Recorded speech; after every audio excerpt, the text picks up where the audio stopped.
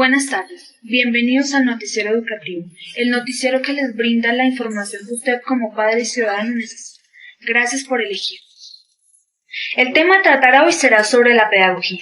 En diferentes partes del país se encuentran nuestras corresponsales para brindarnos información sobre la historia de la pedagogía. Juliet Moreno, Paula Santamaría, Tatiana Hernández, Laura Castro y Luisa Gómez serán las encargadas de contarnos más sobre este tema. Compañeras, adelante. En la época antigua, la enseñanza se basaba en la religión y en el mantenimiento de las tradiciones de los pueblos. En Egipto se centraban en la escritura, la ciencia, la matemática y la arquitectura. Por otro lado, en China se centraban en la filosofía, la poesía y la religión. En Persia únicamente se centraban en el entrenamiento físico. En Grecia, con la gimnasia, pensamiento del occidental de Sócrates, Platón, Aristóteles y Aristófanes, Demócrito y Sócrates. En la antigua Roma, la lengua latina, la literatura clásica, la ingeniería, el derecho, la administración, la arquitectura y la organización del gobierno, es decir, la política. La Reforma fue la iniciativa que comenzó en el siglo XVI, siendo impulsada por Martín Lutero en Alemania, y que derivó en la creación de las iglesias protestantes. La Contrarreforma, por lo tanto, fue la respuesta que desarrolló la Iglesia Católica para minimizar el impacto del protestantismo. El sistema político predominante en Europa occidental de los siglos centrales en la Edad Media. Entre los siglos X y XI, aunque no hay acuerdo. La pedagogía tradicional comienza en Francia en los siglos XVII y XVIII. Esta se caracteriza por la consolidación de la presencia de los jesuitas en la institución escolar.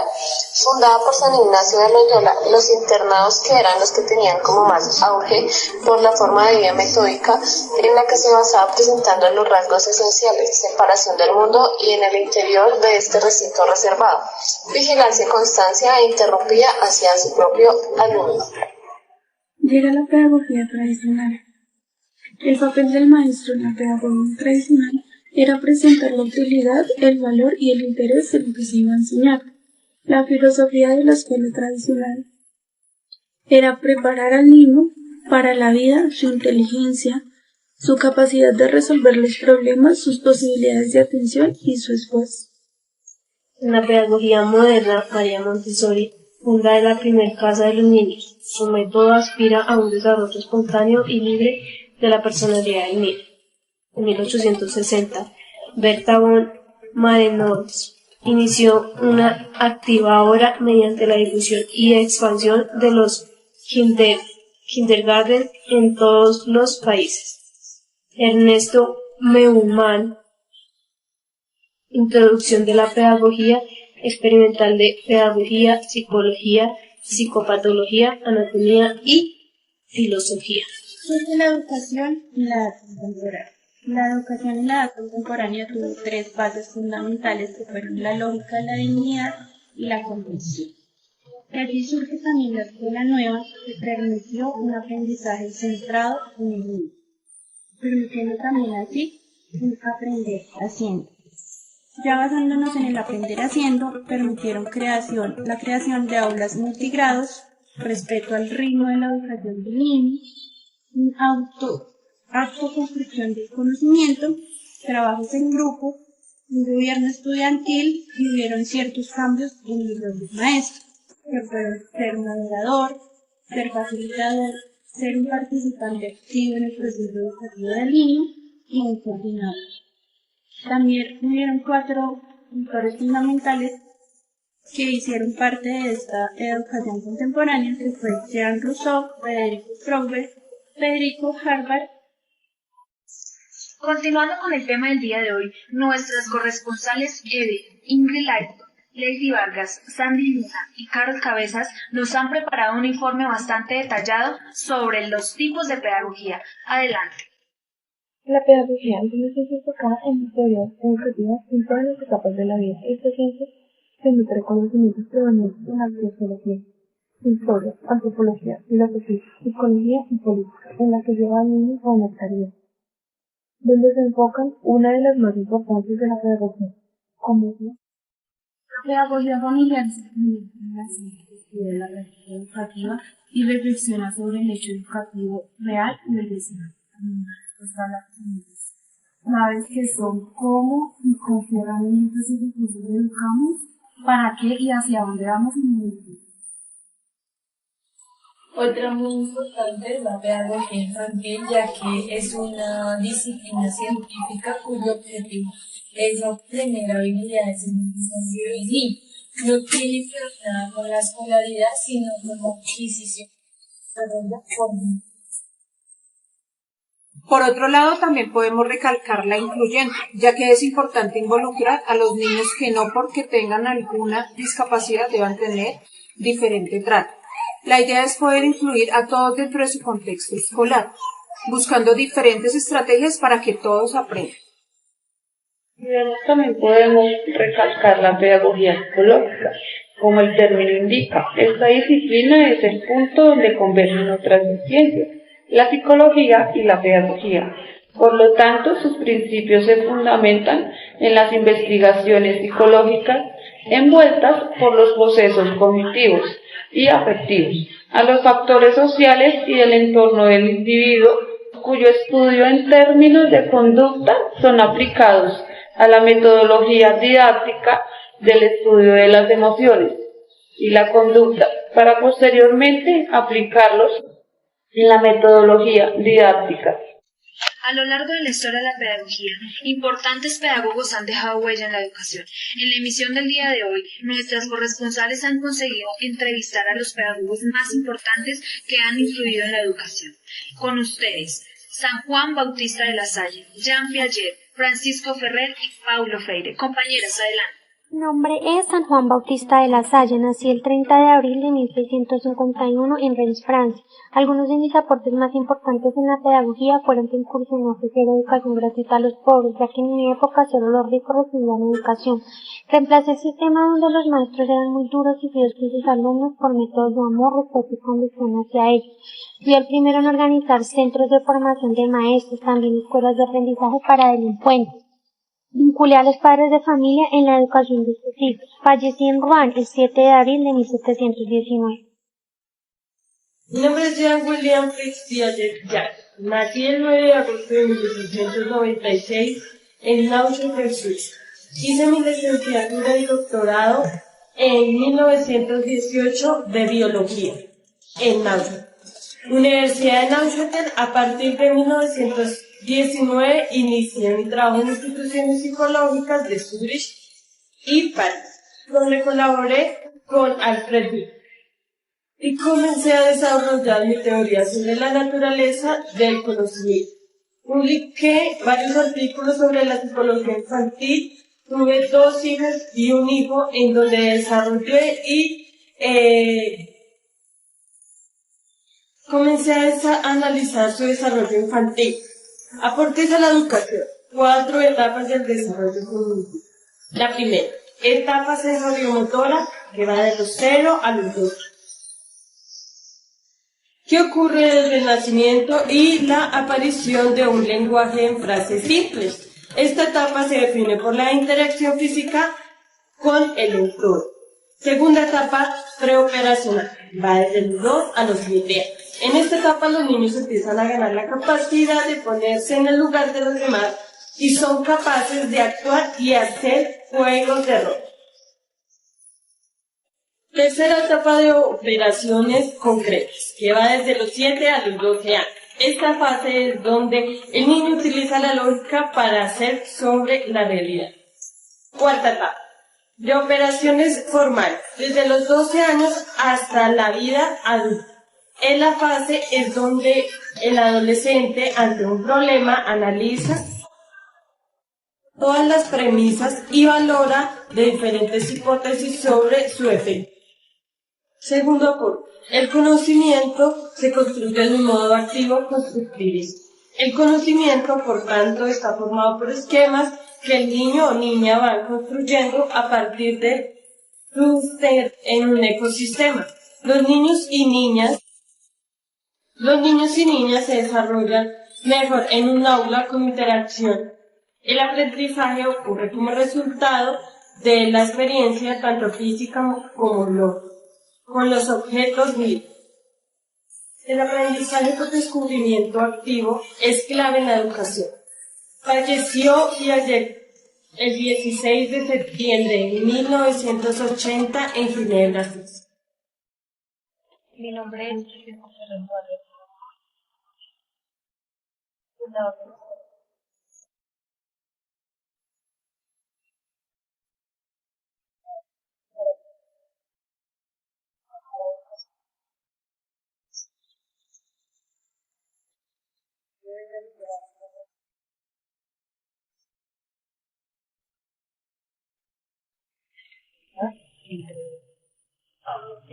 Nací en Brasil y estudié en la Universidad de la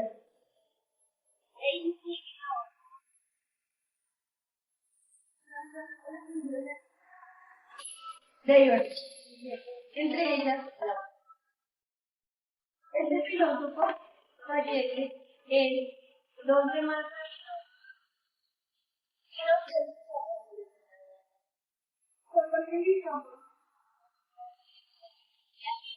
y liberador por medio de la educación y la pedagogía. Aprender a leer la palabra y leer la vida. Qué bueno poder contar con la opinión de tan importantes pedagogos. Dando continuidad a nuestro tema, ¿alguna vez usted ha escuchado el significado de la palabra paradigmas? Pues nuestra corresponsal desde la ciudad de Medellín ha logrado contactar a una de las pedagogas más influyentes en nuestro país, Paola Sánchez, quien nos contará más a fondo sobre este importante tema que todos deberíamos saber. Buenos días, les presento a Paola Sánchez. Ella nos va a hablar hoy sobre los paradigmas, un tema poco conocido, y la importancia del desarrollo pedagógico de los niños. Buenos días, mi nombre es Paola Sánchez, soy estudiante de primer semestre en técnico preescolar en el Instituto Paradigmas. Sí, es un tema muy desconocido, son muy pocos los que conocen del tema. ¿Qué es un paradigma? Paradigma significa sustantivamente ejemplo. ¿Qué quiere decir eso? Son las normas que un grupo establece y el individuo debe actuar dentro de esas normas que se establecen. Prácticamente es un conjunto de reglas que se rige bajo una determinada disciplina. ¿Cuáles son los tipos de paradigmas fundamentales en el ámbito educativo? Existen varios. Encontramos el paradigma constructivista, el cognitivo, el sociocultural, el humanista y el constructivista. ¿De cuál paradigma quisieras hablar? Me gustaría que conociéramos un poco acerca del paradigma cognitivo. Dentro del paradigma cognitivo, ¿qué autores encontramos?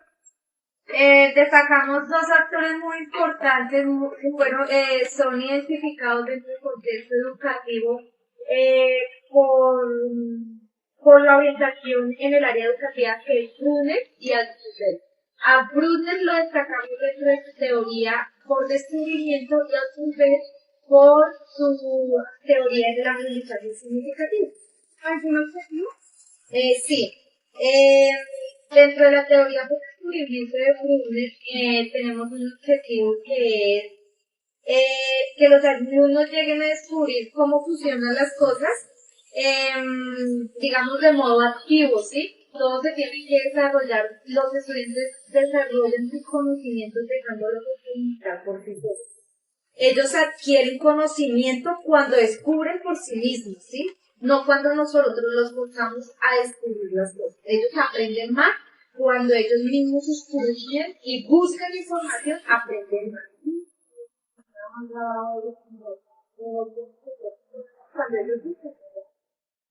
Y de Althusser, ¿qué nos dice dentro del paradigma cognitivo?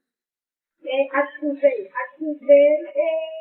plantea este aprendizaje que los alumnos dependen de la estructura cognitiva previa que se relacionan con la misma información. ¿Qué quiere decir eso? En esa teoría, el profesor tiene que brindar siempre sus materiales para permitir que el niño se desarrolle. Siempre. No solamente tiene que decir que el profesor nos tiene que llenar de conocimiento a punta de papeles o esto. Siempre hay que buscar las estrategias y brindar todo el material adecuado para que el niño aprenda, ¿sí? Aprenda, descubra. Todo viene por descubrimiento y conocimiento. O sea, si el niño busca, encuentra. Si él descubre, aprende. Si él busca, esa teoría no se tiene que ver como lo que vemos hoy en día. Hoy se basa más que todo en Internet. Solo Internet. No era como antes que los niños buscaban en libros, ni la teoría de dejar que los niños busquen su aprendizaje, busquen y aprendan y estudian a través. Algo más que tenga que decir sobre el paradigma que les comparto eso. Se desarrolla dentro de los educativos de proyectos que se alcanzan a asumir las ideas que se tienen conexión directa con la estructura que posee un alumno. Y cuando se permiten establecer relaciones con los demás, no sino con nuevos datos, con nuevos Althusser nos explica que su aprendizaje dentro del aula se puede, ya se lo había dicho, sí, permitir que el niño obtenga sus conocimientos dentro de esa teoría. Un almacenamiento y el uso de información cognitivamente entre ellos. Es algo así. ¿Qué se trata de ser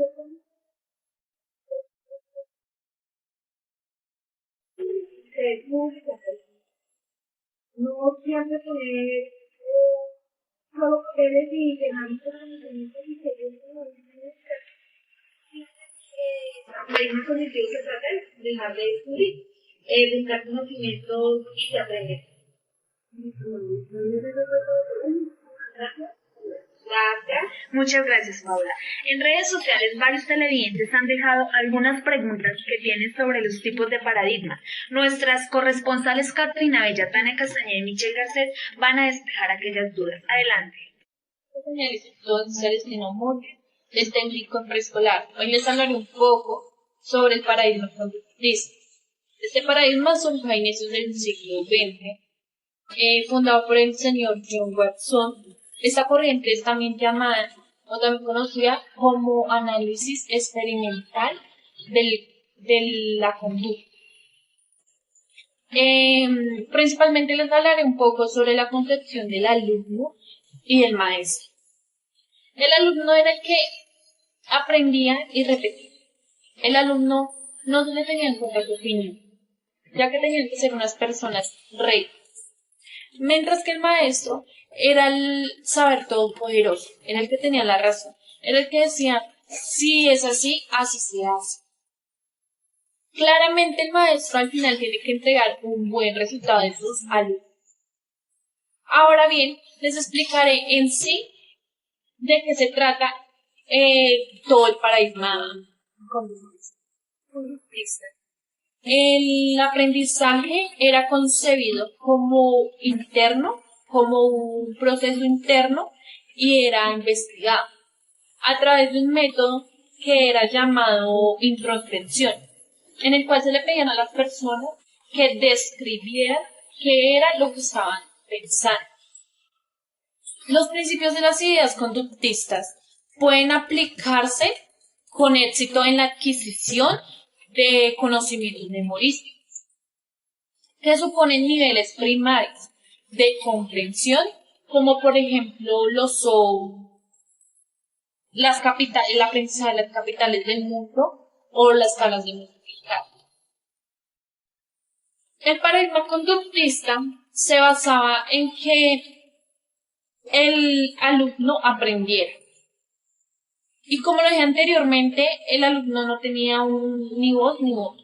El alumno tenía que aprender.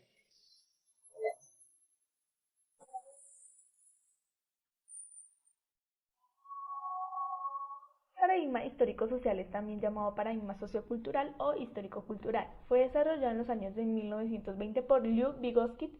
Se pone en práctica en actividades conjuntas e interactivas donde el desarrollo cognitivo individual no es independiente, ya que es posible estudiar ningún proceso psicológico sin tener en cuenta el contexto histórico. Por este motivo, este paradigma es de mucha importancia, su historia personal, su clase social y, consecuentemente, sus oportunidades sociales. Su época histórica, las herramientas que tenga a su disposición son variables, que no solo se apoyan al aprendizaje, sino que también son parte integral de él. Podemos decir que la relación entre el sujeto y objeto del conocimiento no es una relación bipolar con otros paradigmas, ya que se convierte en un triángulo abierto en los que los tres vértices se representan: su sujeto, objeto, conocimiento e instrumentos socioculturales.